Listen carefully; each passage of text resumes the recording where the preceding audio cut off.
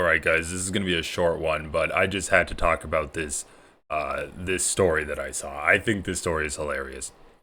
Divided over politics, a father and son in Minnesota sought a therapist's help. Chris Latondreses and his father Andre Latondreses played cribbage together in Chris's home on December 3rd in Hopkins, Minnesota. Let's listen to this. This is NPR article. News, supported by Little Moments Count. The Early Risers podcast is dedicated to all these days.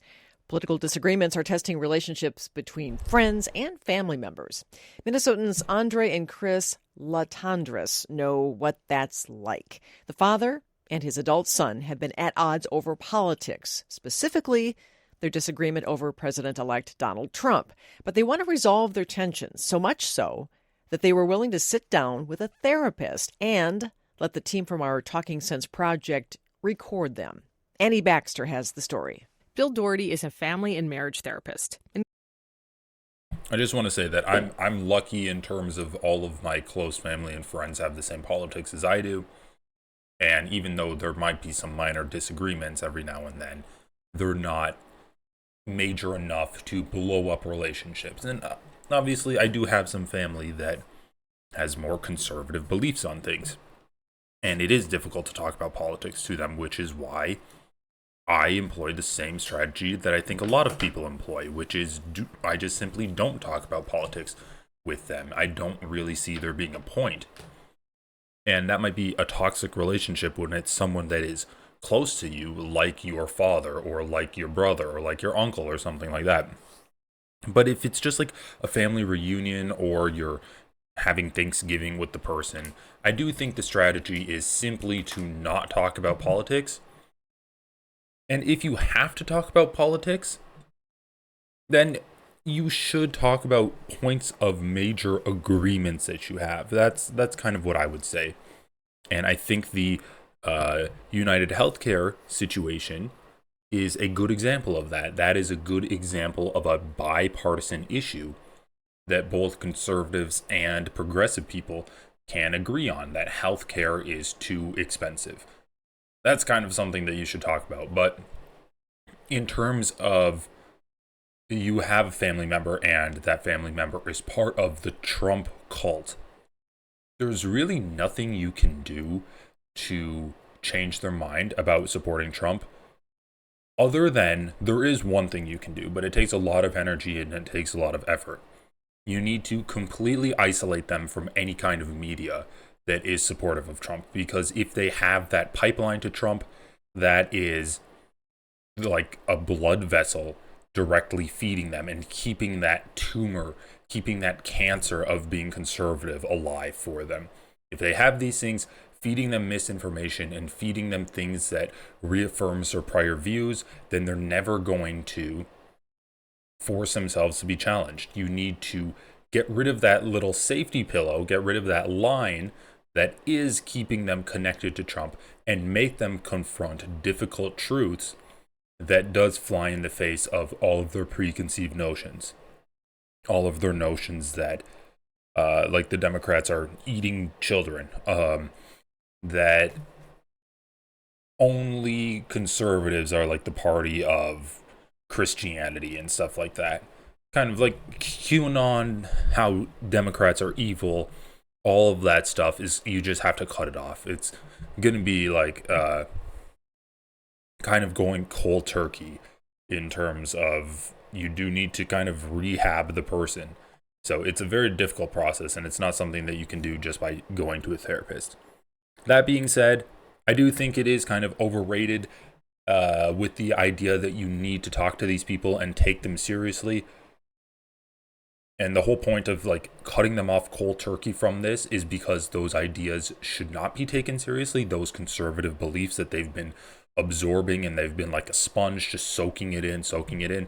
And whenever you see them and you squeeze them a little bit, all of that conservative bullshit comes spewing out, directed at you.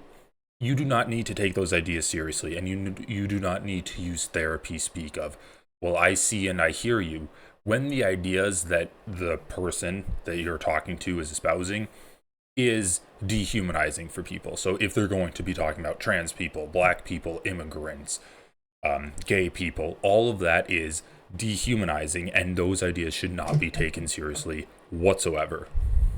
He's leading an unusual session between a father and his adult son, one where political discord is the main issue. All right. So just like to start with each of you saying why you decided to do this conversation here. Doherty is the guy for this kind of thing. He's co-founder of Braver Angels. It's an organization that's all about bridging political divides. What happens when the two of you talk about politics? It's very, very silent when we talk about politics because we don't, by and large. I approach it with a little bit of fear and trembling because you don't know where it will go. That's Andre Latendresse, the dad.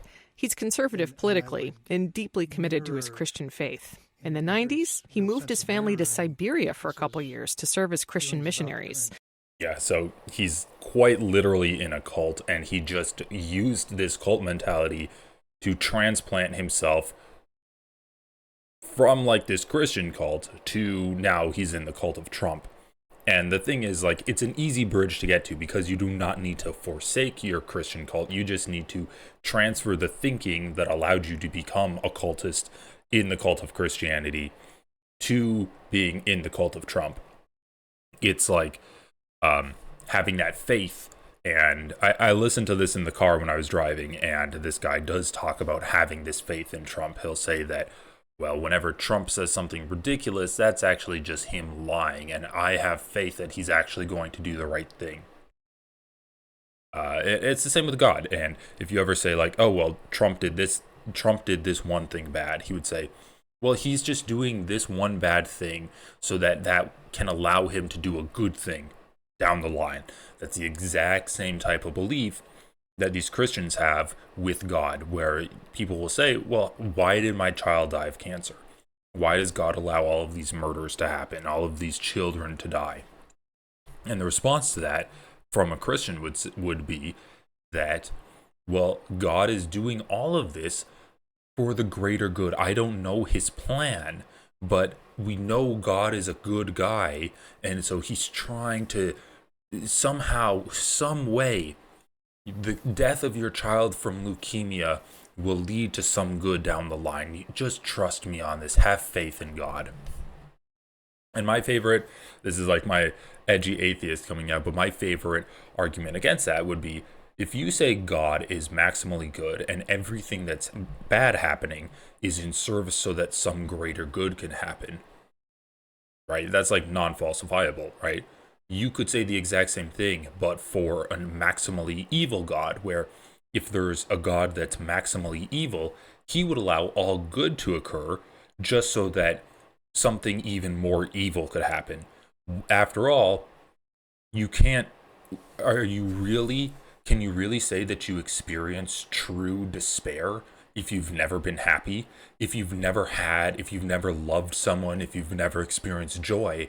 How can you experience the despair of having lost that love and having lost that joy? I think that's a great argument, and I would credit Rationality Rules, who has a great channel about that, and that's where I first heard that argument. I think it's just so good because the only way to defeat non-falsifiable thinking is to aim a mirror at it and reflect that non-falsifiable thinking back upon them, to realize that the way they're thinking is not conducive to actually understanding the world at all.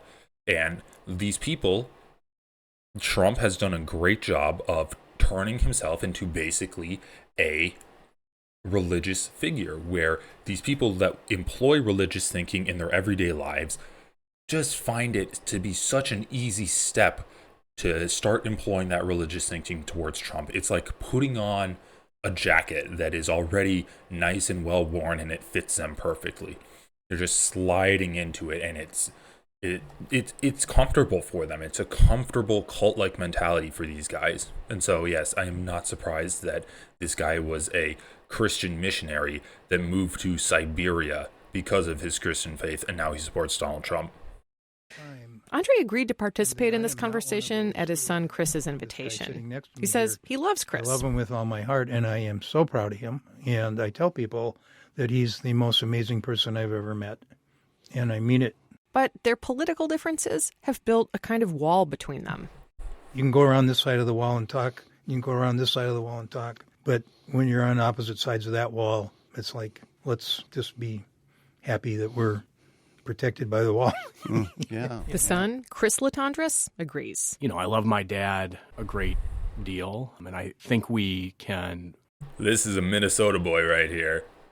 He's got the vest, the sweater underneath it, playing cards with his family. He's playing Uno. But I thought I saw... Yeah, why does it say they play cribbage together? Maybe they also play cribbage, which is a great game. Find ways to approach differences constructively, but that doesn't change the sadness and anger of the moment. The sadness and anger Chris has been experiencing, he says they come from President-elect Trump's recent victory. Chris is a Democrat and has held political office, including as a Hennepin County commissioner. And it's especially hard for Chris to accept that his dad supported Trump. Andre was initially a never-Trumper, but then ended up voting for Trump twice. It's not something they talk about. I love that, going from a never-Trumper, because obviously the reason that he was a never-Trumper is because of the gross things that Trump did. And he's like, that's against my Christian sensibilities. But then, after a few years of getting brainwashed, he's like, okay, you know, I'll ignore all of the bad things Trump has done because Trump says things that makes me feel good every now and then. I mean, it's literally... You can see the effects of Fox News brainwashing in real time on people like this. Often feels like there's places in our relationship where we can't talk about things that deeply matter to us out of a fear of running into a landmine. And I don't want that to be true for the time that we have together. I want our Their session with Bill Doherty, the therapist, gets going, and a whole bunch of old grievances surface. Chris recounts the time his dad said he had been brainwashed by liberal Christian thinkers. It's like, really? They're brainwashing me at a Christian college? That's so funny. He got brainwashed by liberal Christian thinkers. So even though they're Christian, the fact that maybe they said it's not a bad thing to be gay. You're not going to go to hell for being gay. Or maybe if they said, no, animals actually do have souls. Like, not every animal is going to end up in the nether realm when they die or something. Or, yeah, you will have your little puppy when you go to heaven.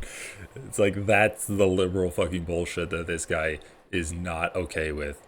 And Andre shares how insulted he felt when his son criticized a book he was reading in a kind of snarky way. His statement was, he's a bad historian. You shouldn't be reading that book. Bill Doherty coaches them on how to navigate those moments. Okay, so it's so funny.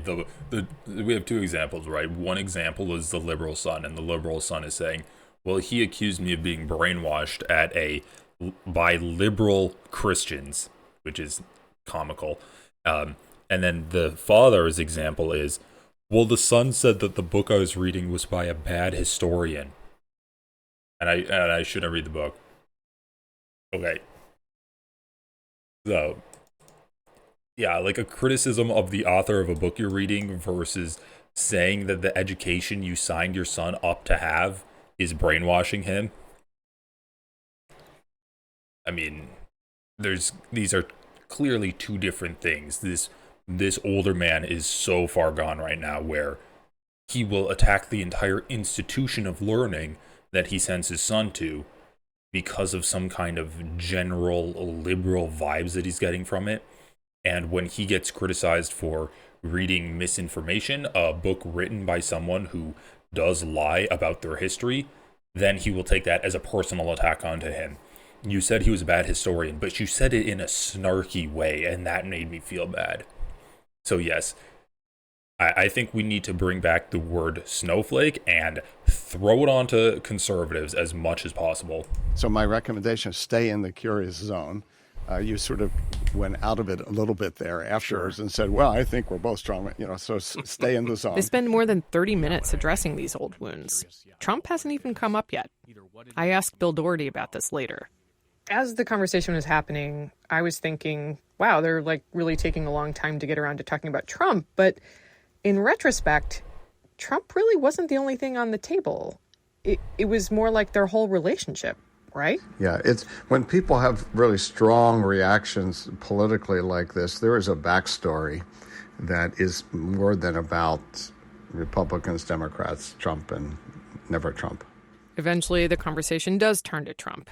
But then Chris struggles to pose a question to his dad in a non-judgmental way. Just as a practical point, here's what I'm struggling with a little bit. I feel like the most open-minded, open-hearted, curious approach to that question would be to look my dad in the eyes and say, how did you come to voting for Trump for a second time? What I want to do is launch into a big preamble of how is it possible that as an American, as a Christian, Bill Doherty interrupts him. Going on the attack isn't helpful, and Chris knows this. How is it possible as a Christian, as an American?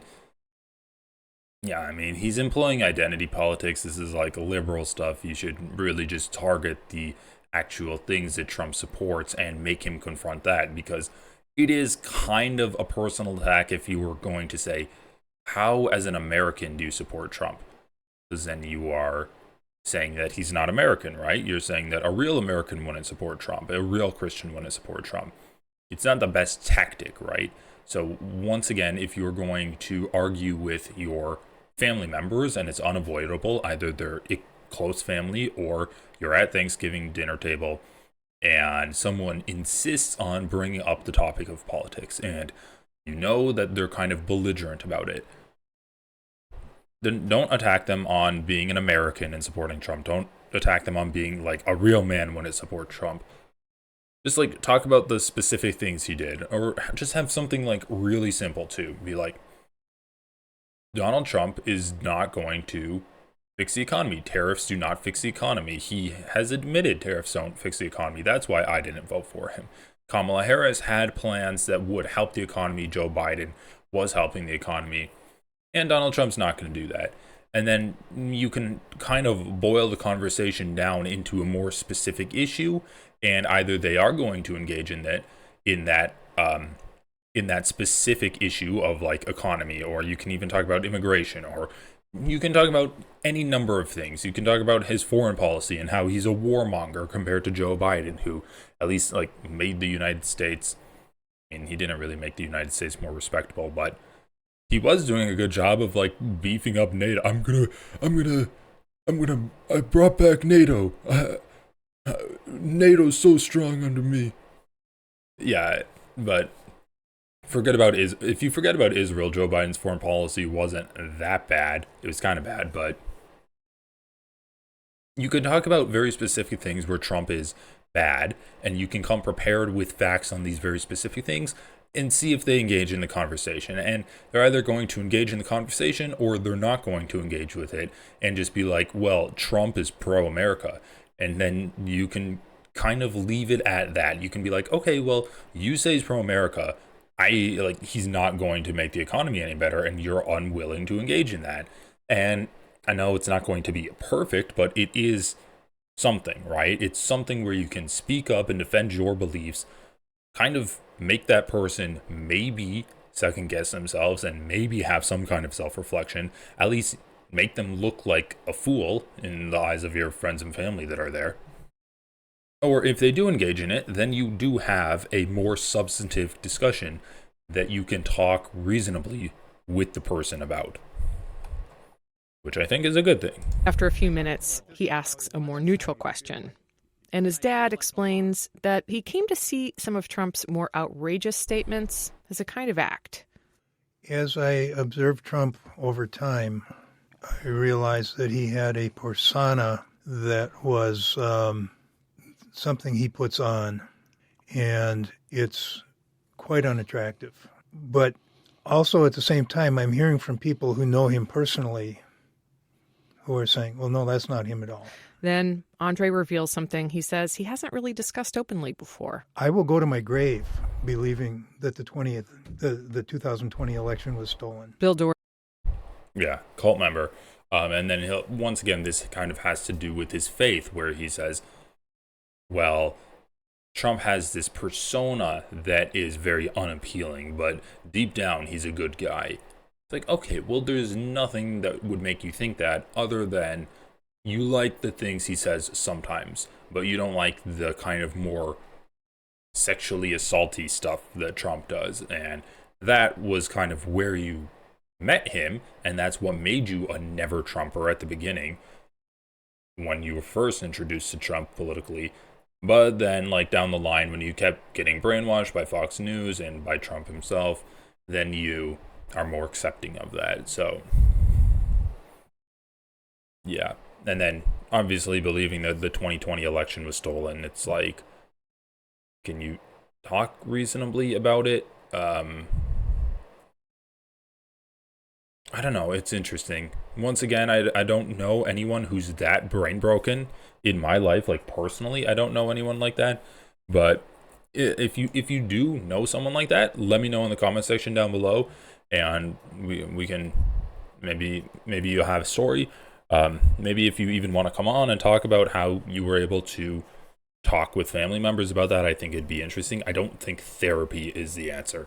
Once again, I think a complete rehab center is the answer. I think we need rehab centers where you sign up your elderly parents to go to. There's no Fox News, there's no internet for them to be on the Facebook, and all there is normal people talking about normal stuff, and you kind of have to readjust their way of thinking. And yeah, talk about, you can talk about politics, but talk about like good progressive policies. Talk about how workers are advancing due to unions. Talk about how immigration has helped this country so much. Talk about how bad corporations have been on this country and how bad healthcare is. You need to get people to like realign themselves where they're not so fixated on the idea that this Trump lore is the most important thing in the world. The 2020 election is the most important thing in the world. Trump has been harassed by the media and they're misrepresenting him. That's the most important thing in the world. We have trans people and immigrants coming into this country and ruining everything. That's the most important thing in the world. We need to cut them off from that cold turkey, send them to a political rehabilitation center, and then get them to reassess their values and try to come up with like something real to worry about. He asks Chris to reflect back what his dad has just said without editorializing. And then the dad gets to ask his son a question, this time about the role of faith in his son's life. Chris emphasizes how central it is to everything he does. The conversation ends amicably. Then a few weeks later, we ask Chris and Andre to reflect on it. For Andre, hearing his son talk openly about his faith was a big deal. The fact that in what is otherwise a secular context, Chris was the one who introduced the role of Christ in his life into the conversation. Nothing could have made me happier. And Chris felt like he learned something really important about his dad's politics. The most eye-opening moment in that conversation with my dad and Bill was when my dad shared that he will go to his grave believing that the 2020 election was stolen. Had he shared that with me with Bill not sitting there, I probably would have immediately launched into how could you possibly believe that without any interest in his response, because I think it's just so I can't imagine the trigger. Yeah. Would believe that. Yeah. But clearly he does. I can at least enter a space where I say, gosh, if I believed that to be true, how might that affect my politics? Chris says after that conversation with a therapist, he and his dad went out for dinner and had a deeper and richer conversation about these topics than they've had in years. He suspects they finally had permission to go there and show curiosity about each other. Annie Baxter, NPR News. Jesus Christ, this is such a liberal story. A father and son split along political differences. One person is in touch with reality. The other person is in a cult that has him believing insane lies over pretty much everything else in the face of all reality. but we treat both of them with respect, and they go to a therapist and they learn how to treat each other better and explore each other even more, and then they go to dinner and have such a great time talking with each other. It's so lib, dude. You do not need to treat Trump supporters with respect. In terms of the things they have to say does not need to be treated with respect. Their opinions do not need to be taken with respect. You can ignore their opinions because Trump supporters have nothing constructive to say. Right? I think it's interesting to listen to Trump supporters, and it's interesting to hear Trump supporters talking about their beliefs, and you can use their beliefs to try to construct a media outreach program to try to deconvert Trump supporters, to try to make Trump supporters more amenable to the propaganda that you are pushing, more amenable to the politics that you are pushing.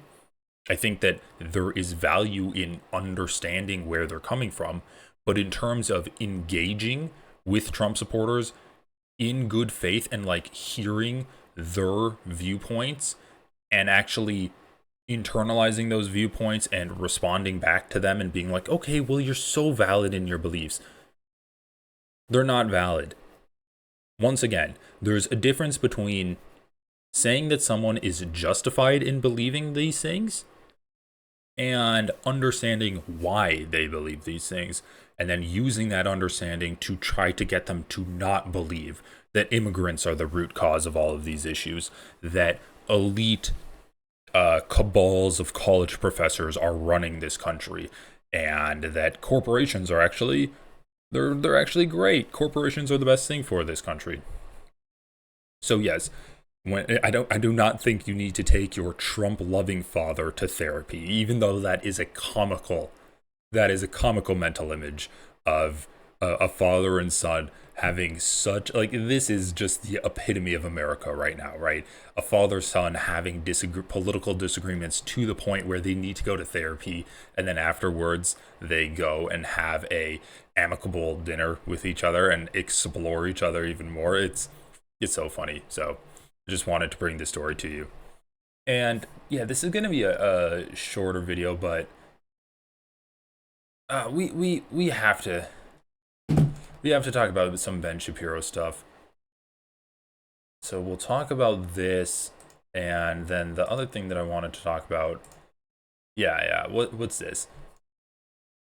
Pierre Poilievre is for the people. So Ben Shapiro is covering a Canadian politician. Let's see. Waiting a new election. As we discussed yesterday on the program, the reality is that when it comes to Canada, Justin Trudeau is in almost the single digits in terms of approval rating. He is going to resign at some point. The only question is whether that is going to trigger a new election.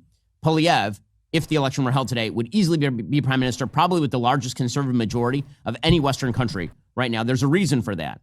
And the reason for that is because he's speaking in precisely these terms. That the dream is family, house, dog, being able to earn, make sure that your kids have. Oh my God, I think I saw this. A shout out to Rational National, David Dole. I think he covered this guy. If I'm thinking of the right Canadian politician, where the guy played an ad about the Canadian dream home life, and it ended up being footage from like all parts of the world except for Canada.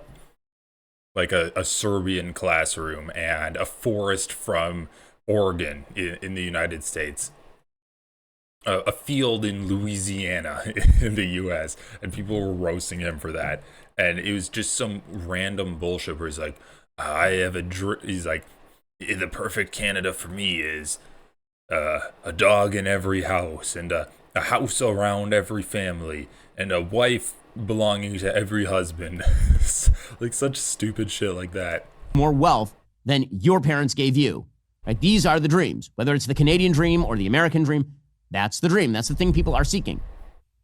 That is a very different dream from I get to screw whoever I want without any consequence and society needs to pay for it. That is not the dream. That was never the Canadian dream. That was never the American dream. That was never the Western dream. And in fact, those two dreams are in direct opposition to one another. And that is not an argument for government. Isn't that kind of an argument for capitalism, right? You can do whatever you want and society has to pay the consequences. Like, you dump toxic sludge into the river. I got mine, I got my money, and society needs to face the detriment of my capitalist endeavor.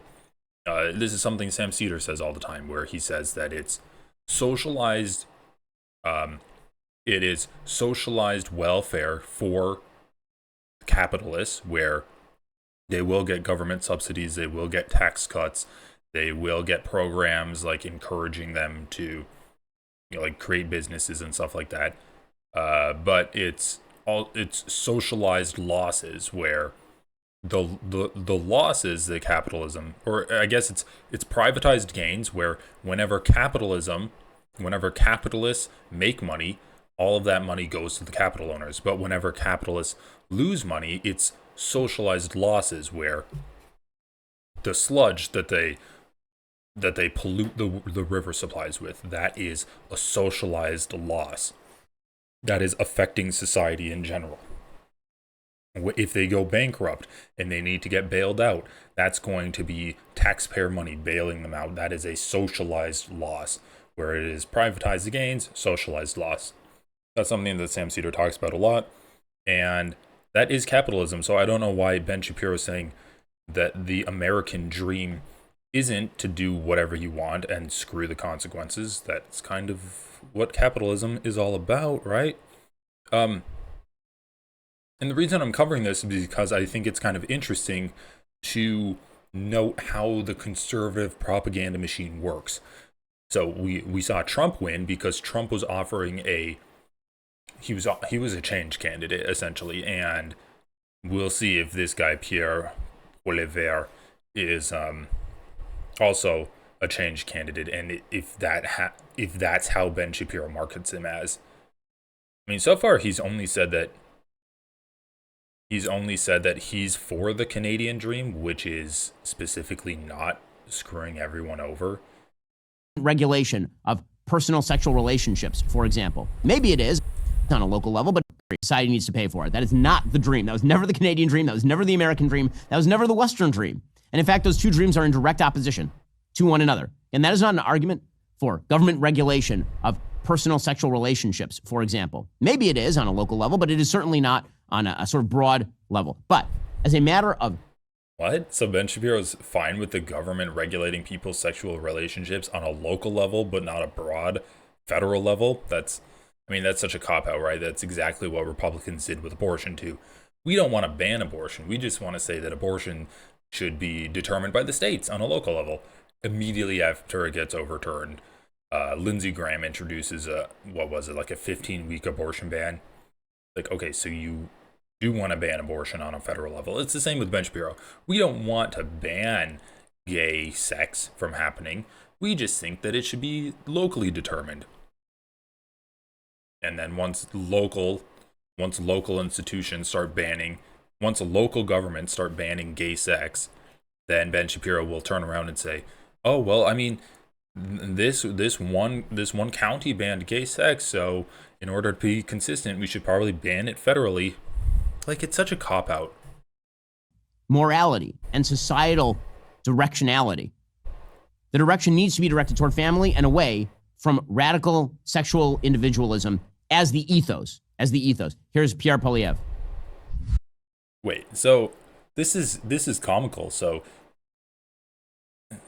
it's interesting to me because Trump was marketed as like the economy guy, right? He was marketed as the guy that's going to fix all of your issues. He's going to get rid of all of the immigrants. He's going to close the border. He's going to kill trans people, and your life is going to be way better. And so when Ben Shapiro is saying that this conservative Canadian guy is going to help you achieve your Canadian dream, right? Because he's Canadian. I assumed it was going to be a political message. But Ben Shapiro it's almost like the conservatives have become so confident that they're overplaying their hand right now. Because he's not talking about economy at all. He's not talking about fighting corporations. He's not talking about fighting big business, increasing your standard of living, giving you more spending money. He's not even really talking about cutting taxes, which is kind of like the bare minimum that conservatives usually talk about when they talk about economy. What he's talking about is sexual morality and a departure from radical LGBTQ sexual freedoms and a consolidation around the family. It's really interesting. Is this what he's talking about? Where this is what the Canadian dream? I mean, it's so obvious what he's doing, right? Ben Shapiro is trying to set up this dichotomy where he knows a lot of Canadians are not happy because, I mean, just like in America, many young people can't afford to buy their own house. They can't afford to live by themselves. They can't afford to date a woman. They can't afford to get married, let alone raise children. And so a lot of people just aren't having families. Like, the result of that is people aren't having families and they are extremely unhappy. What are the reasons that people aren't having families and as a result are unhappy? It's because they cannot afford it. Okay? So people cannot afford to have families. Ben Shapiro knows the reason that people can't have families is because they can't afford it. He knows that that's an issue for people. But instead of targeting corporations that refuse to pay their employees enough for them to actually be able to live, what Ben Shapiro is doing is saying, don't look at corporations. Don't look at the amount you're getting paid and what the cost of housing is, what the cost of living is. Don't look at any of that. Don't look at your corporate overlords. The reason that families are disintegrating is because of gay sexual immorality. People that are being way too sexually liberal. That is the reason that families are on the decline right now. And he's setting up this this duality right now where it's a false dichotomy. It's, you can either be gay, and that's where society is right now. The reason you don't have a family is because we're so gay. We need to go back to having a family by getting rid of this gayness. And he's scapegoating gay people right in front of our eyes. We're 85 seconds into this clip, and he's done an amazing job of scapegoating gay people for economic issues caused by capitalists. Like, he is, I don't think Ben Shapiro's heart and soul is in this anymore, but he is a master at propaganda. Met another guy at the Labrat Brewery a few days ago, and you can watch the video of me talking with him. He walked up to me and he said, I have 3 jobs and I can't make it. We're renting. We have no hope. We've given up on ever owning a home. We're renting. We can barely make it. And he said to me, I feel ashamed when I talk to my kids because they ask me why I'm never around and why we can never have a house. And I feel like a failure. But he didn't fail. He has been failed. That's right. He has been robbed of the promise of Canada. Alex, I'll take stories that never happened for 1,000, please. Yeah, my kids come up to me and they say, Dad, why don't we ever see you? Yes, that is extremely realistic. It was a very simple promise that if you worked hard, you got a good life. Now, it wasn't fancy or extravagant, but you got a house with a yard where you could have kids playing safely. And you could have a nice dog that you could afford to feed along with the kids. And your kids could play safely in the street. Bro, when has it ever been that if you work hard, you get a house? When have we ever been in that society? Like, that has literally never been the case. And I know that's everyone's dream, but people acting like that was the case at some point in time. I mean, they're just lying. And a lot of it is also just being racist, right? Like, thinking about the 1950s and like having the idea of, I'm living in the suburbs with a dog, 2 kids, a wife, a house, a white picket fence.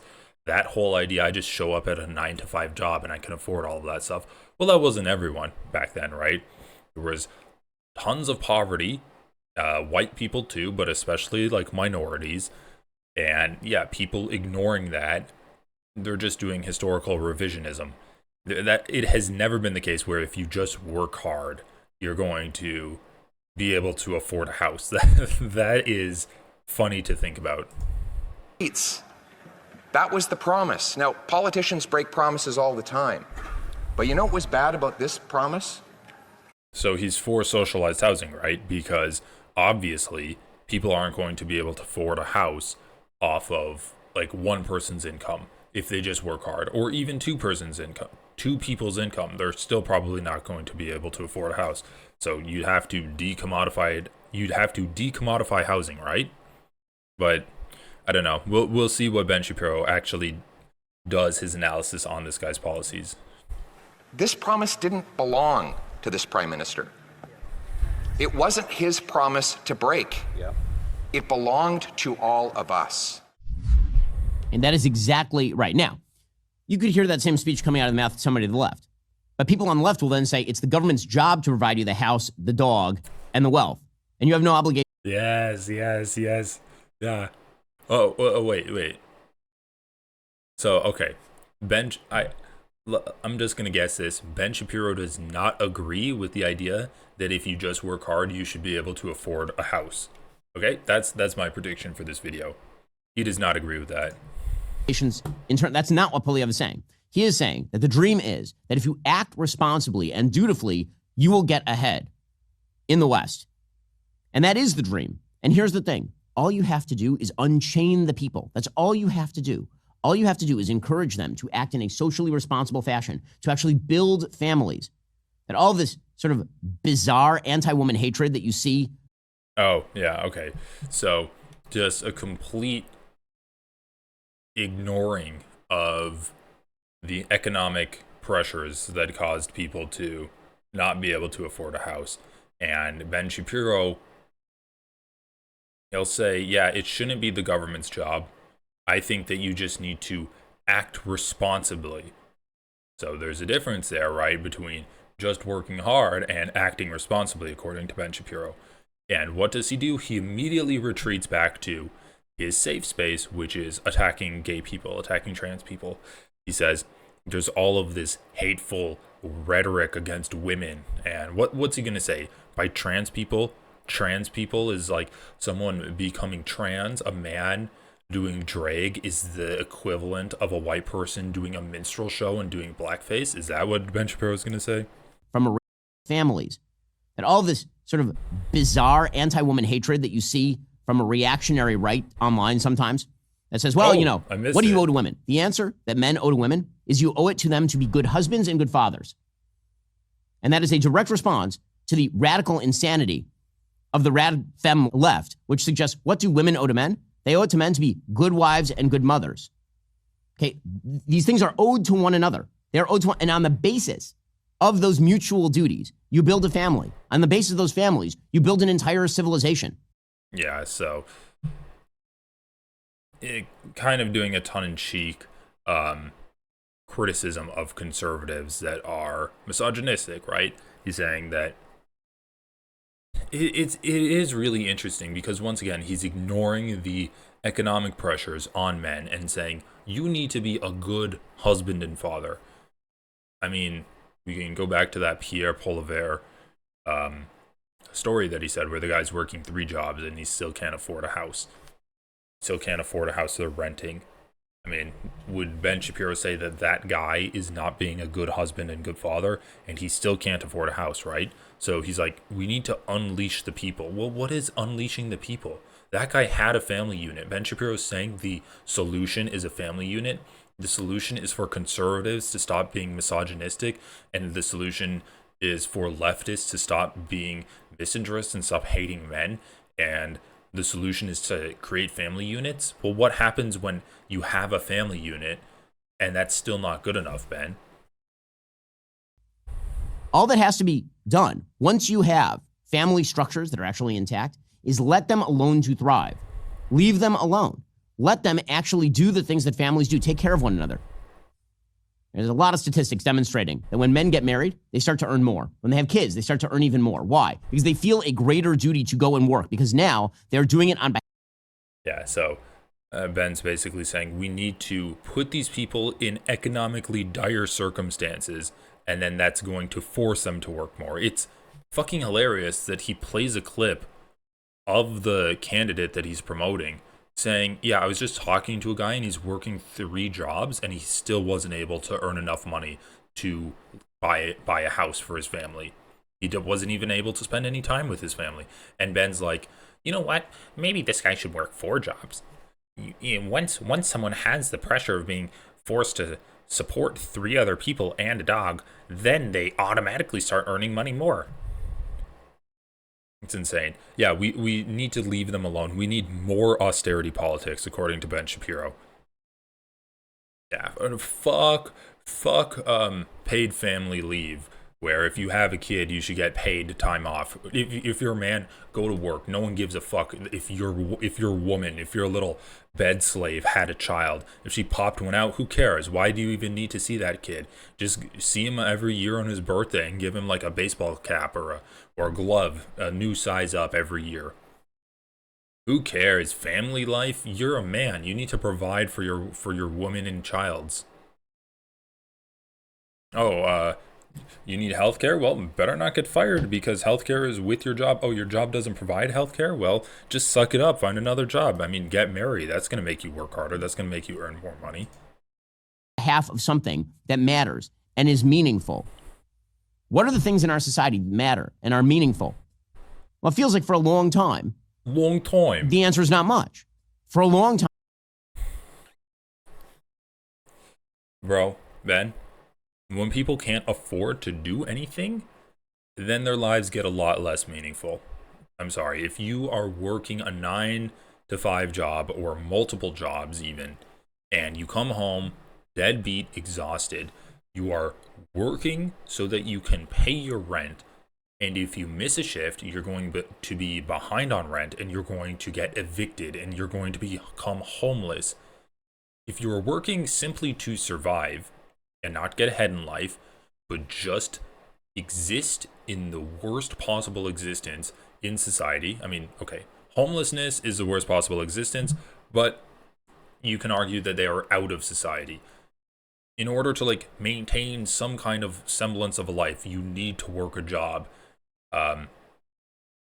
And yes, you are not going to have a lot that you care about if all you do is come home, scroll on TikTok until you pass out, and then wake up and do it all again the next day. You are not going to have a very meaningful and fulfilling life if you are a wage slave. And Ben's solution to that is people just don't care. People just don't care enough to earn money. Let's make them care, and then once they are motivated to earn money, they're going to earn more money. It's so dumb. Yeah, you're poor because you don't care enough. And that's what Ben Shapiro is saying. Time in the United States because we are very rich and we're very privileged, and because God blessed us with borders that are 2 oceans, Mexicans and Canadians, and an incredibly rich continent that provides all of our needs, that because of all of that, the duties can sort of be put off to the side, and all we need are our rights.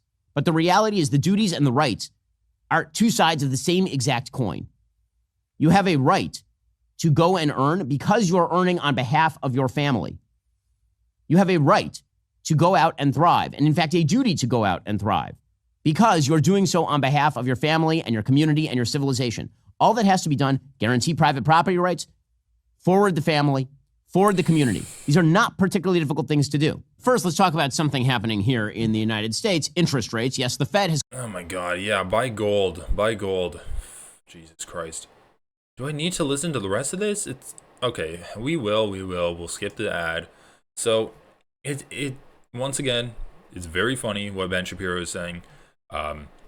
He's saying that you simply don't care enough. And he's ignoring what that guy Polivera said, where you should be able to afford a house. I mean, that guy had a family. He's working 3 jobs and he still can't afford a house. And Ben Shapiro is completely ignoring that. And why is he doing that? Well, he's playing defense for the capitalists. It's not the capitalist's fault. It's your fault that you just don't care enough. I'm actually kind of interested. What are these comments? Thank you for exposing our corrupt liberals. Okay, well, maybe he talks about liberals at the end here. Question. And many members of the left and the right actually want the same thing. They want the families with the dog and the house and the kids. I don't think that's true anymore, but let's assume that that's the baseline. The problem with left-wing solutions to this problem, or interventionist government solutions to this problem, once the government starts to intervene, once the government starts to sign the checks, once the government starts to substitute for the actual function that family was supposed to perform, families wither and die. The intermediate social institutions provide. This is his analysis. The families are supposed to make sure that corporations are paying them properly. Like, this is like middle school bullshit. Like, this is what a middle schooler would write after reading Ayn Rand. Like a fucking libertarian, like a libertarian extremist. Yeah, I don't think government should have any kind of role at all, except for enforcing people's property rights, which is a form of government interference. How are they going to enforce property rights? How are they going to enforce contract disputes? And I would refer you to any number of debates that Sam Cedar has done with libertarians. All their arguments all fall apart, and they're all the same. It is very entertaining, but I just don't feel like breaking it down here. So, yeah, go search up Sam Cedar libertarian debate, and you will have a plethora of examples of Sam Cedar talking about how stupid this is. So so Ben Shapiro is saying the family should take the role of everything that government has been doing to help workers.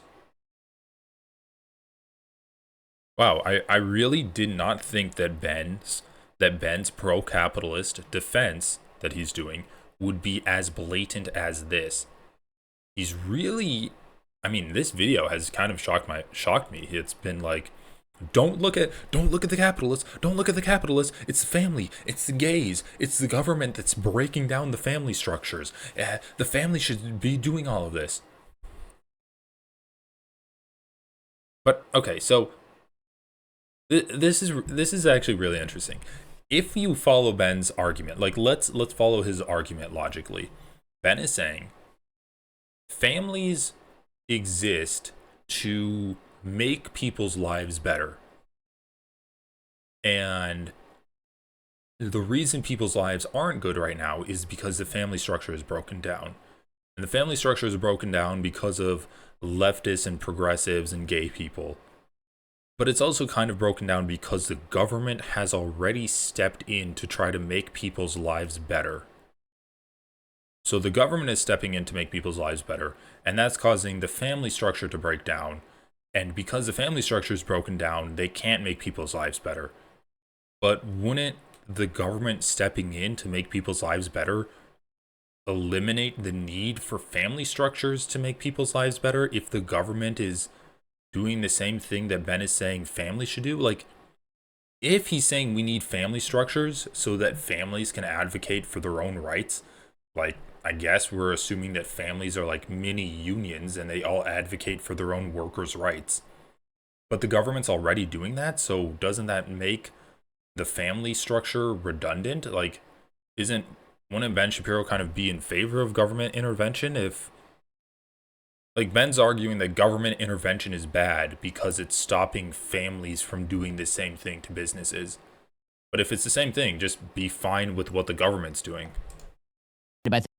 Problem, or interventionist government solutions to this problem, once the government starts to intervene, once the government starts to sign the checks, once the government starts to substitute for the actual function that family was supposed to perform, families wither and die. The intermediate social institution.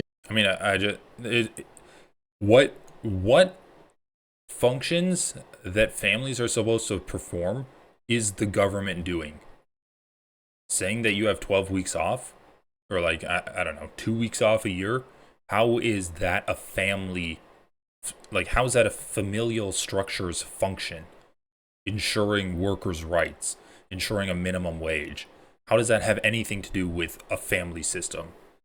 I'm honestly kind of confused at this point. Like, is he going to explain this at all? It's provided by things like church that actually instilled community and rules and excellent social attributes on people. Those go away. So to take a quick example, when it comes to the government and churches, so it used to be that if you had a problem in your life, so you lost your job, if you were a member of a church, then the church would help take care of you. This is still true, by the way, in a lot of religious communities. It's true in my religious community. If somebody in our community loses a job, the first thing that happens, there's now a meal train. That meal train is set up to make sure that the kids and the family are fed. The next thing that happens, everybody starts passing around the resume. Do we know a job for this person? If we don't know a job for this person, can we create a job for this person so they can support their own family? Because the highest form of charity in Jewish faith, I would assume in other faiths as well, is giving somebody a job. So go out and find them a job. In the meantime, in order for that person to receive, they know they're receiving from people that they are neighbors with. And they don't feel amazing about that because it turns out that receiving charity is not, in fact, a wonderful thing for the person who's the recipient. Very often, it's very difficult. And it should be difficult, not in the sense that it should be hard to get. It should be difficult emotionally, and it is for most people. Because you know that you're taking from somebody else and you don't want to be doing that. And so you feel you owe it back to the... You're not taking from someone else. They're giving you stuff. It's not like you're stealing. Like, he's going to equate this to taxes. Oh, if you live on welfare, you're taking stuff from other people and you should feel difficult about taking it from other people. No, I don't think it's the idea that they're taking stuff from other people. I think it's the idea that they're embarrassed for not being self-sufficient. And there's like a societal norm where if you do not have a job, then you are an outcast of society. And people are going to look at you differently like that. And that's not necessarily a good norm, even though Ben Shapiro would say it is a good norm. And this conflation between the government is stopping churches from doing like social work that churches do is ridiculous. Like, the government has jurisdiction over the corporations that would ostensibly be firing you in this hypothetical. So would the church be able to correct that corporation and sue the corporation for unlawfully firing you, or firing you for some like personal grievance, or firing you because you're a member of a protected class, like because you're black or because you're Jewish? Would the church be able to effectively sue that corporation and prevent stuff like that from happening in the future? No, they wouldn't. So once again, the government does not do the role of families. The government does not do the role of church. The government has a very specific role to rein in corporations and try to make the country a livable place for its citizens, like at least in theory. And Ben Shapiro is completely ignoring that. He's completely ignoring any kind of actual real control the government has over corporations to make working people's lives better. And just saying that it's like a breakdown in family values, and that's what's causing people's lives to be horrible. You know, if you are not part of a church, your life is going to be significantly worse. I mean, there is a lot of secular communities that people can be a part of. So yeah, he's saying that, and then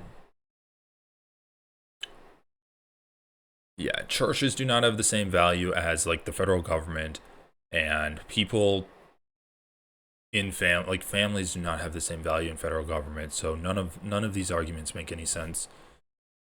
Community to actually do the hard work, to go out and look for a job, for example, to live by the rules of the community. The duties and the entitlements are two sides of the same exact coin when it comes to, for example, a church or a synagogue community that is thriving. When the government steps in and just starts signing checks, the entitlements remain, but the duties disappear. And so what you end up with is an entitled people. And it breaks apart families. It makes things worse. That's the story. I mean, people pay taxes. That's quite literally a duty. People have to show up to work on time. That is a duty. People educate themselves. People get driver's license. They shop. They follow government regulations on things. Those are all duties. So yeah, I really did not realize that Ben Shapiro is this libertarian. Kind of surprised. So he's saying no government. So Ben Shapiro would, I guess, say the only government he wants is a military, and there would be no control on economy or kind of just like social safety nets at all. Story of the welfare state created in the United States since the 1960s. It is not a coincidence that the populations most likely to receive welfare are also the populations with the highest levels of family dysfunction and family breakup. That's not a coincidence at all, because again, the government is substituting itself for a functioning system that was not created particularly by man. It was an evolutionary system evolved and then instituted by God, if you're a religious person, in order to form a functional civilization. So when Polyev is talking about the dream, the dream can only be accomplished. Okay, I think Ben Shapiro just confused himself there. He's saying that it's a functional system not created by man, but evolved and created by God and institutionalized by man, but then the government created it, so it technically is created by man. So yeah, I think Ben Shapiro is just spewing bullshit, and he doesn't even really know himself what he's talking about. Once again, if we try to parse out his arguments, they don't make any sense on their face. How can the government disrupt family structures, like, by providing things that the family structures were already providing? Like, if, let's just talk about welfare. If you live in a community and you have welfare checks because you have a community, how does the government stepping in and say, oh, well, we also offer welfare checks. We think that's a great idea. If you ever need welfare checks from someone and you can't get it from your community, you can come to us. How does that dissolve the community? Wouldn't that just strengthen it and kind of shore up the edges that aren't very, like, involved in that close-knit community that does help each other out? Like, the government is subsidizing that, essentially. The government is picking up the scraps. It's picking up the people who've fallen through the cracks in society. That is the purpose of welfare. And it's quite obvious that when the government is handing out checks, that's a band-aid on an issue that existed before the government started handing out checks. It's not like people's familial structures were breaking down because of the government. It's quite the opposite. I mean, the government is trying to kind of stem the bleeding of like families that were falling apart. Okay, I guess let's just finish this video. By families allowed to live free, to keep their property, to live without the heavy hand of government dictating every aspect of how they raise their children. Thriving communities that are allowed to make moves. Except on the local level, where you can talk about banning gay people, according to Ben Shapiro. Moves together communally. Right? These are the things that matter. And when the government starts to inject itself, bad things happen. Are you tired of the lies and the twists of the mainstream? Folks, we'll get to all the news in just a moment. First, before we begin, my team and I would love to. Wanted to read the comments over in on Canada. Pierre. So what is this? Canadian here. Thanks so much for covering Pierre Poilievre. Well, he didn't. He talked about him. He didn't really cover his policies that much. Canadian here. Thank you very much for exposing our corrupt liberals. He did not expose corrupt liberals. Let's never vote for another liberal. Pierre is a great communicator. I mean, that's probably true. His speech did seem to be effective. Pierre is the reason I joined the Conservative Party of Canada. Man, I wanted some of these people to be a little bit more critical of Ben by saying, like, it's not the family, it's economic. Are we gonna have any of that? Nope, not really. God damn, I love conservatives. Canadian here. Trudeau equals weak and feeble-minded. Pierre equals honest, strong, and keeps his word! Exclamation point.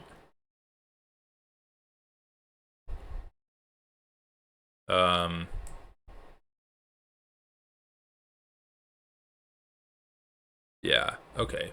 Well, that was fun.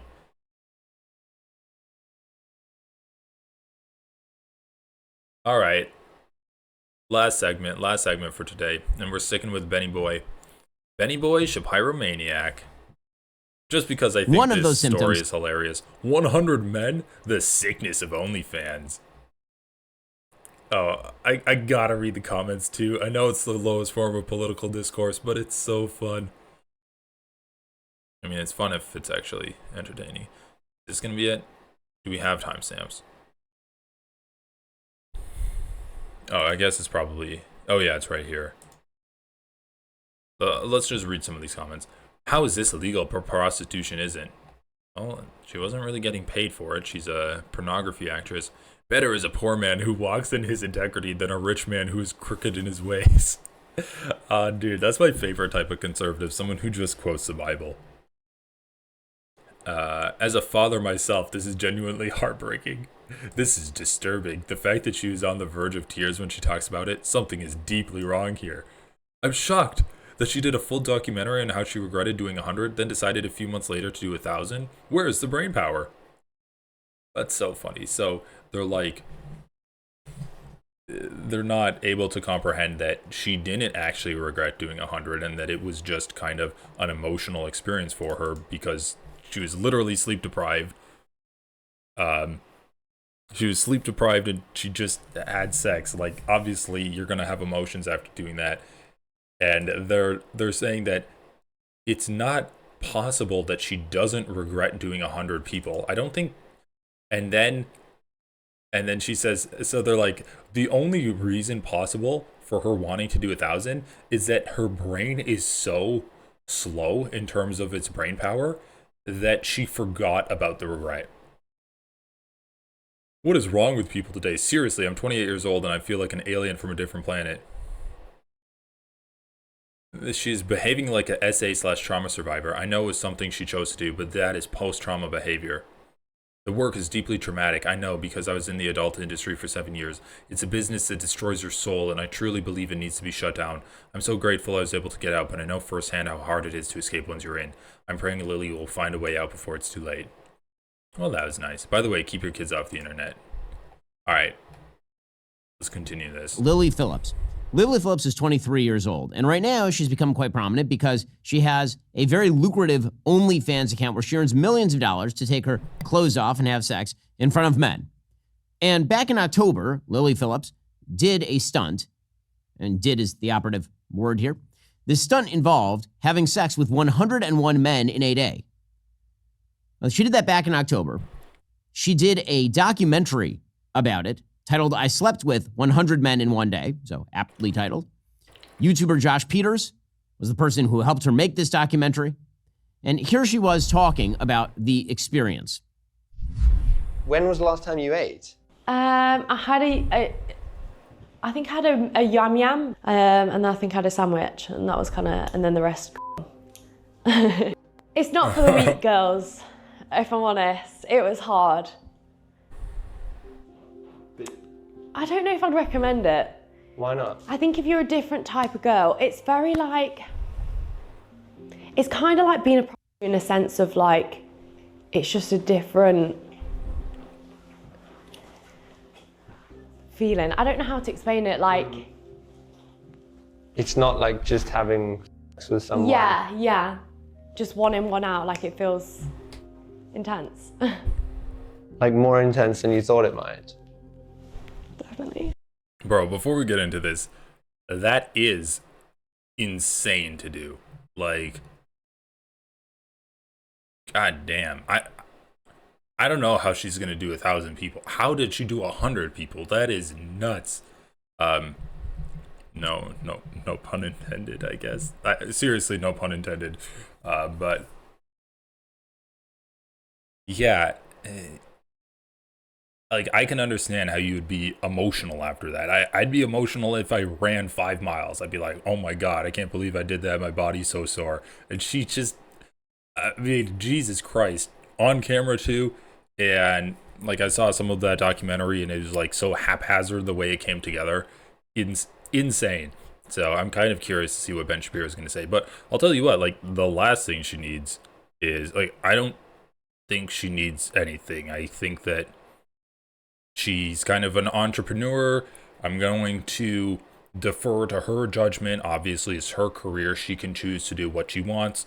And I think she was a little bit overwhelmed. She came into this expecting one thing, and it kind of turned into another thing, or at least the reality of it was not what she expected it to be. So I think she's fine. I'm not criticizing her for anything.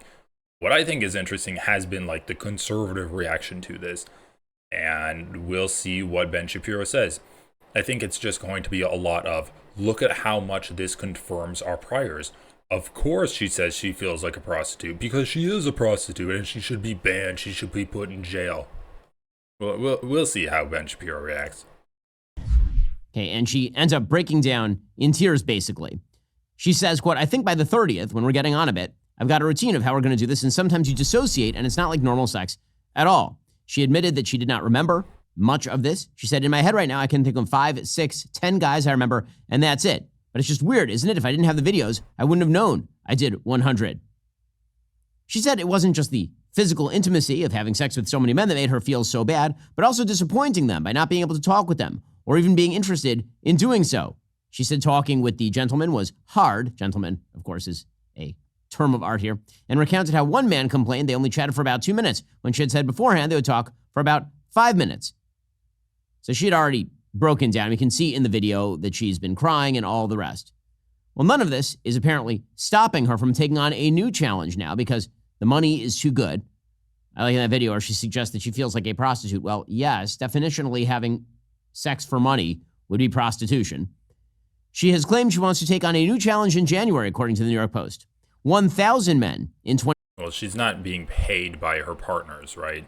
She's an actress. She's a pornographic actress. That is a difference between, I mean, Ben is the facts don't, like, he literally has it as a sticker on his laptop, and he is kind of allergic to facts at this late date of his age. 24 hours.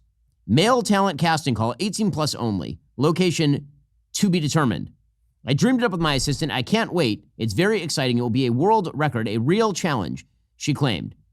Apparently, the current world record is held by a person named Lisa Sparks, an adult film star who bedded 919 men in one day at a sex industry event in Poland back in 2004. Sparks said, to be completely transparent with you all, this event is the one thing I regret doing in the 23 plus years in the porn industry to this day. It was the only job I agreed to perform strictly for the money. Well, I doubt that that is true. Okay, so here is the thing about all this. I doubt that that is true. Yeah. Yeah, I mean, Ben Shapiro slut-shaming these people and saying that it can't be enjoyable. I mean, conservatives need to slut-shame women, but then also say, well, it can't be enjoyable. The stuff you're doing, it can't be enjoyable, because what conservatives want is their woman to either not have any enjoyment having sex or enjoy having sex only when they're in like a loving and committed relationship. Because I think for conservatives, there is no pure sexual pleasure that women can experience. The only pleasure women can experience in relation to sex is if they are in like a relationship where they're getting bread and where they have like a husband and they're trying for children, or they have a child and they're like they're trying for another child. And that is what conservatives want.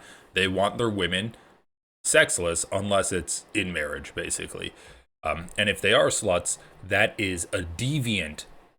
That is not the norm. They should not enjoy that. So it's not true that you can be in the sex industry and enjoy yourself. That the only reason you can possibly be in the sex industry is for the vast sums of money that you're getting.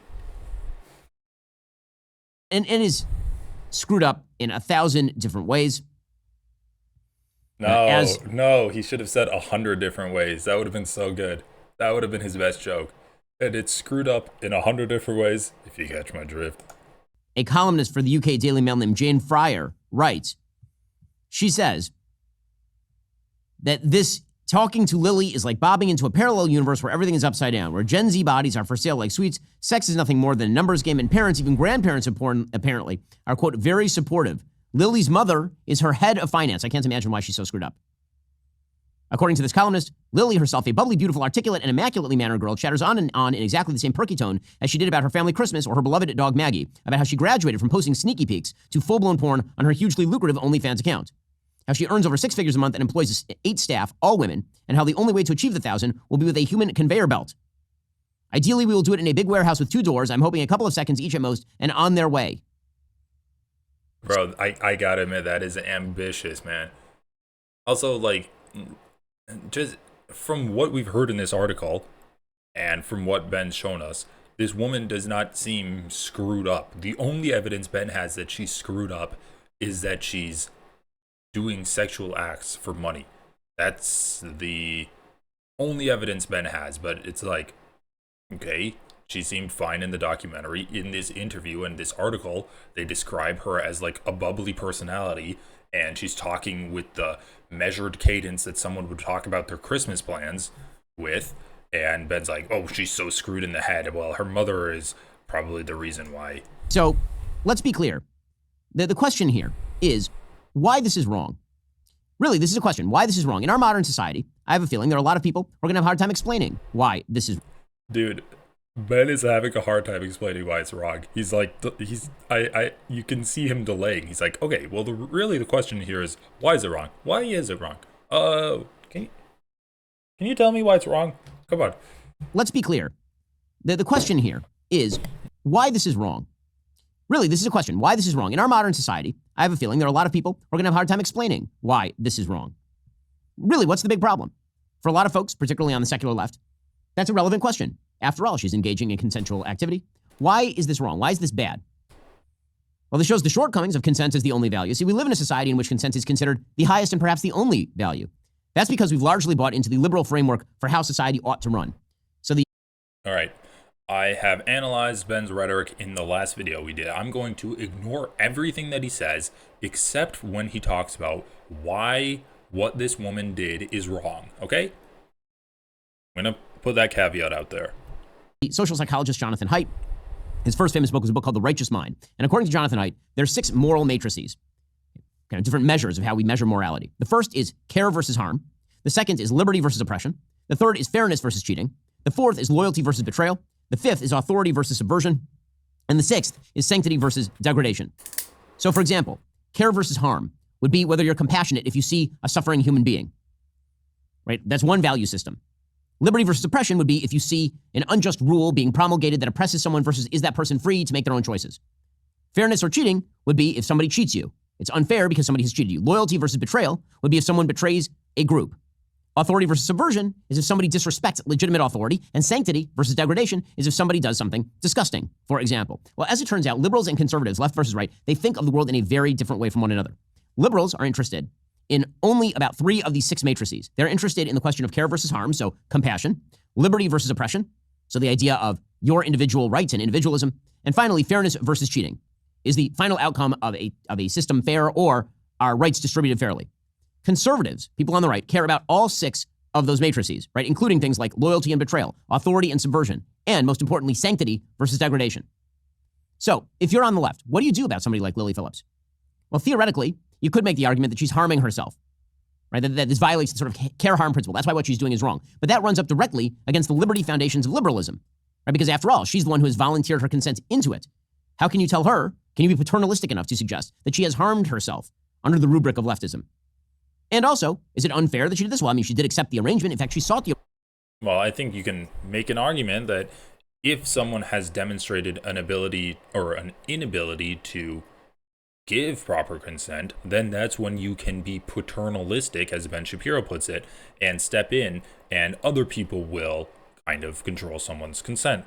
That is what we do with children. That's what we do with people with Alzheimer's. That's what we do with people with other kind of mental conditions where we, as a broad society, understand that they are not able to give well-informed consent. And it's also a reason why we do have laws against certain, like, in terms of sexual relationships, we have laws against certain dynamics where if you are in a position of power over someone, either like if you are someone's direct boss or you have power over them in some other kind of way and you have this coercive ability over them, if you are a teacher over a student, if you are older than someone and they're like under the age of 18, that is illegal in many circumstances and in many states. So yes, we do put limits on the consent that someone can give. I think Ben Shapiro, if he wants to say that what this actress did was wrong, he would have to show that she does not have the ability to give informed consent.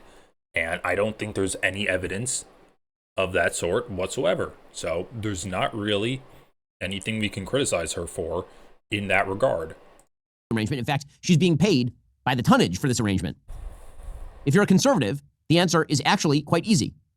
Lily Phillips here, and women like her, who make themselves cheap, are engaging in self-harm. Liberty is not... Okay, so he's saying She's making herself cheap.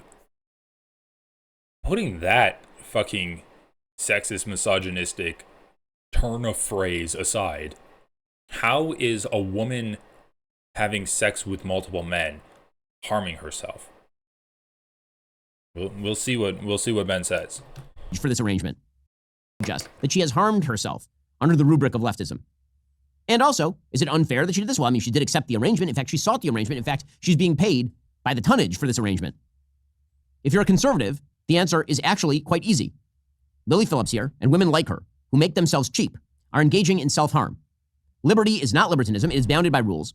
Fairness is not implicated here because she has no right to engage in this sort of conduct on a moral level. She has no moral right. She may have a legal right. That's not the same thing as having a moral right to do this sort of stuff. She is being disloyal, not only to any boyfriend she might have, but to the standards of her society and to humanity at large. You're being Yeah, dude, if she cheated on her boyfriend, that's bad, okay? Because guess what? That involves consent. That involves a trust that a relationship was built off of. And you trust your relationship partner, and if you break their trust, that is like a bad thing because you are hurting your relationship partner. But if you have the consent of your partner to do these sex acts, then that's fine because you are not breaking the trust anymore because they are aware of it and they're okay with it. And maybe you can say that she was like pressuring him into giving consent. And I don't even know if she has a boyfriend. So he's just saying, like, dude, she's 23. She probably doesn't have a serious long-term boyfriend. Loyal to humanity when you violate yourself this way. She is undermining the authority of basic morality. And most importantly, what she is doing is disgusting. Ben Shapiro has nothing. He has nothing. He's saying she's undermining the morality of humanity by fucking 100 guys. Get over yourself, you little religious prick. This guy has nothing, dude. He has nothing meaningful to say. He has nothing constructive to say. All he has is a retreat back to his religiosity. And all he has is retreat back to religiosity and sucking the cock of his corporate overlords. He is an embarrassment. He is an embarrassment. He's just saying that she's gross. Shit.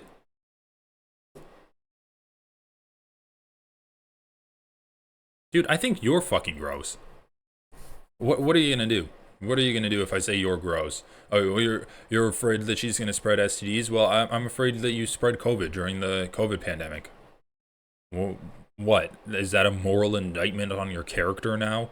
Is that a moral indictment on her character? She's a fucking moron. This guy has nothing meaningful to say.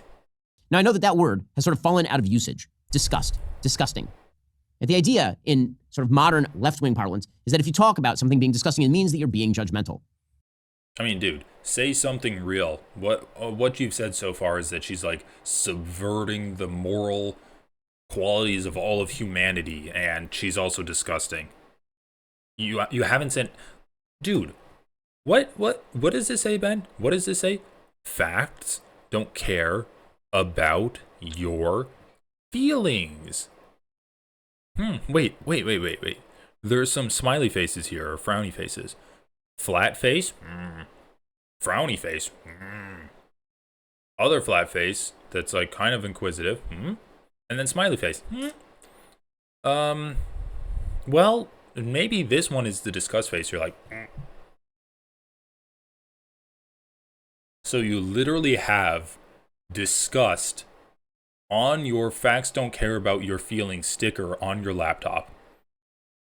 And in order to shit on this 23-year-old OnlyFans model, you're saying she's disgusting. And that's your argument. When you literally have a sticker that says facts don't care about your feelings. So, Ben, I would just refer you back to the back of your laptop. Maybe you need this sticker on the front of your laptop because it's really not doing that much for you. And I don't know if your doctor wife would appreciate you looking at this OnlyFans model, Ben. I don't know. He would go to this feeling, the smiley face one, if he actually got on her OnlyFans. So, for example, Jonathan Haidt, in this book, The Righteous Mind, he talks about the fact that when he teaches his college students, one of the questions he will ask them is it immoral for you to have sex with a frozen chicken? Liberals will say, Maybe, and then they'll think about it and they'll think, no, it doesn't violate my principles of consent. It doesn't violate the care-harm matrix. It's a violation of liberty to say that it is disgusting or problematic or wrong. There's something unfair about having sex with a chicken. Conservatives are like, yeah, it's gross, it's wrong, you're degrading yourself. Disgust is a useful thing. It has actually kept human beings alive for eons. Originally, it evolved as a way of naturally driving people away for things that are quite... So this is quite literally an argument from feelings. So Ben is now saying facts don't care about your feelings, but I only care about feelings in this situation. And I think, I mean, if we're going to talk about, oh, should you have sex with a corpse or whatever, like it's non-consenting, you can make an argument that it kind of sets a negative precedent if you are having sex with like inanimate objects or like objects that could be a detriment to society, like later down the road, and kind of make a utilitarian argument against that. So yes, it doesn't have specific, like the only way, it's feelings aren't the only way that you can argue against like having sex with a goat on a mountaintop or something, or like a dead goat. Like that's not the only thing you can, that's not the only way you can argue against that. It's just so comical to me, dude. He's literally making an argument from feeling.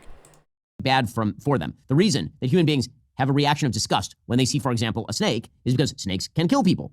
Now, that does not mean that all disgust historically is... Hold on. This is so dumb.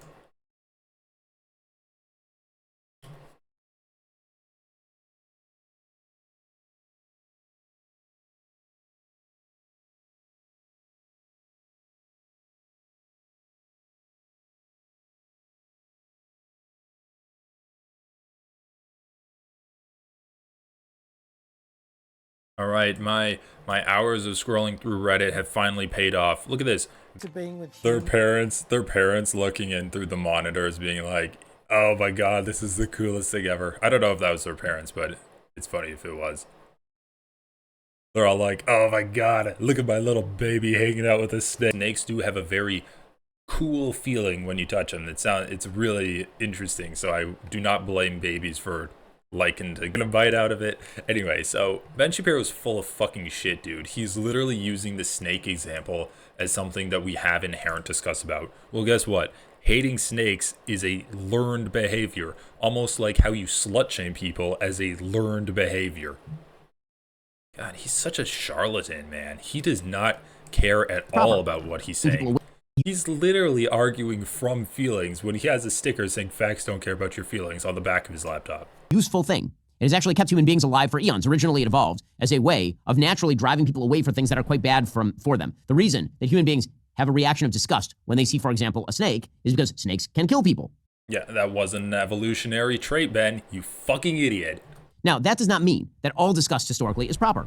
Sometimes oh yeah, now I'm gonna do my non-falsifiable claims where some disgust is good and some disgust is bad. And who decides whether it's good or bad? Whether disgust is a good thing or a bad thing? Well, me, of course, the Pope of the Jews. Human beings are disgusted at behaviors or traits that are perfectly legitimate or have arisen through no fault of the person you're disgusted by. So, for example, there are a lot of primitive cultures where people with mental disabilities are found to be disgusting. In ancient Sparta, you have a disabled baby and you leave it out on a cliff somewhere.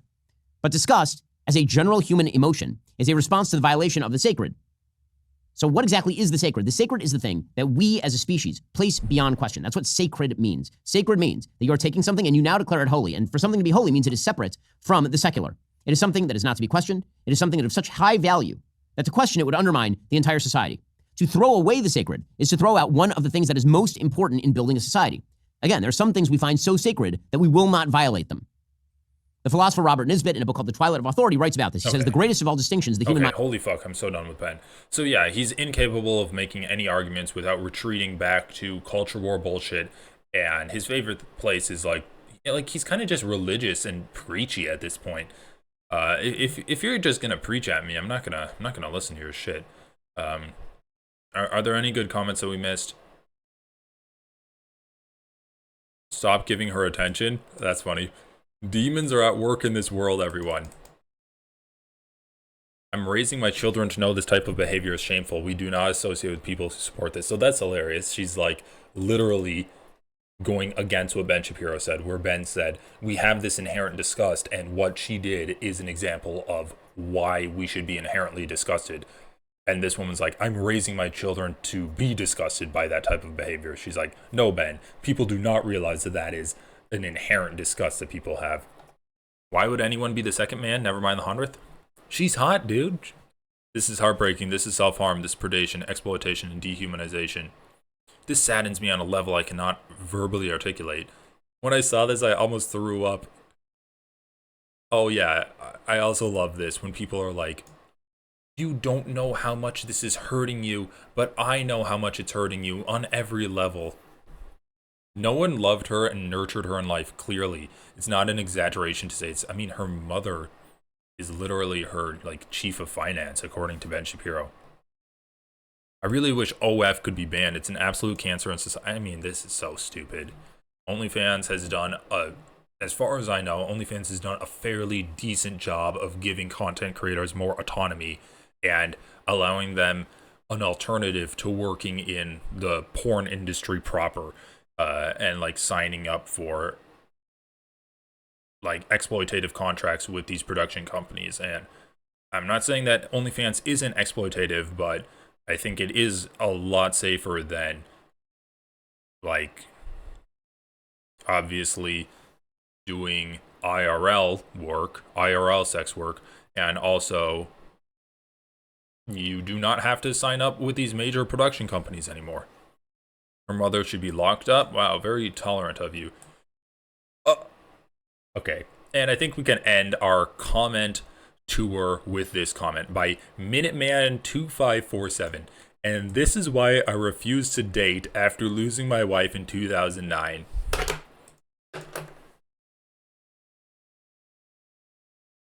Hold on. Yes. Yes, this woman is why Minuteman is not dating after losing his wife, because he's just getting all of these hussies are just coming out of the woodwork, and he can't trust them. He doesn't trust himself with them. They're oh my god. Yeah, this is why I do this, dude. This is why I do this. Comments like these. These people are so funny. They're so funny. And if our country and our world wasn't falling apart due to conservative freaks like this who have the barest grasp on reality, then I would feel a little bit more comfortable laughing about them. But like, these people are very anti-sex work, and they're advocating for sex workers to be thrown in prison.